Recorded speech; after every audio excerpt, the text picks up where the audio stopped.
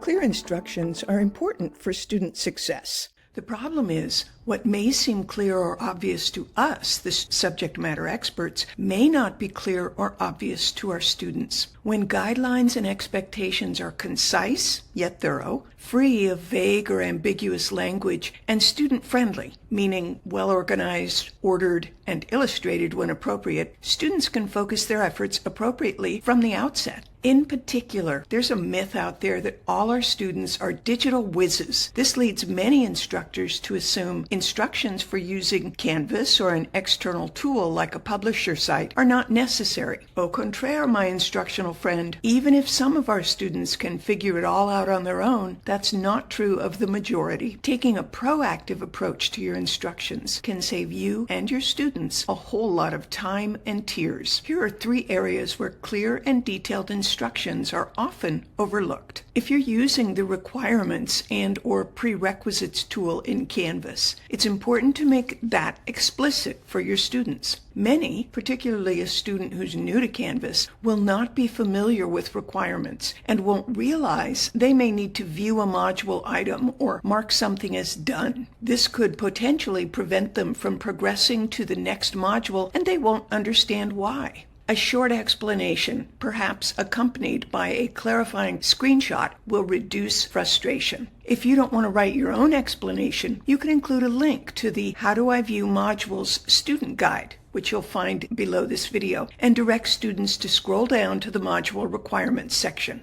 If you're asking students to use an external tool, for example, a publisher website or Turnitin or Hypothesis, thorough instructions are essential. Again, it may be the first time a student is using this particular website or tool. Support their success by giving them detailed information about creating an account if necessary, logging in, navigating the site, and any useful resources to help them accomplish whatever task you're asking of them. Students frequently and mistakenly call the Canvas help desk with questions about publisher materials or external tools that, of course, Canvas reps can't help with, and the student is left without the answers they need.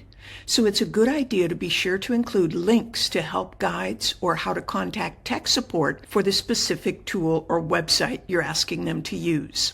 A cool feature of Canvas discussions is the ability for students to embed multimedia into their posts. Even though it's pretty simple with the Rich Content Editor, not all students automatically know how to do it. If you ask students to include a link, image, or video as part of their contribution, make a point of giving them clear step-by-step directions for how to do so. Without it, some students will have issues completing the task correctly, impacting their performance on the assignment. Tango is a free tool that lets you easily create step-by-step guides, complete with screenshots and captions. It's a great resource to help you deliver clear instructions for how-to type activities. Instructions are most useful when provided at the point of need. So include your clarifying instructions and resource links right in the relevant assignment. You could also include them in your syllabus or orientation module, but if that's the only place they're located, it's a sure thing at least some students will miss them or not remember where to find the instructions when they actually need them. Make it easy on everyone by positioning instructions where they're needed.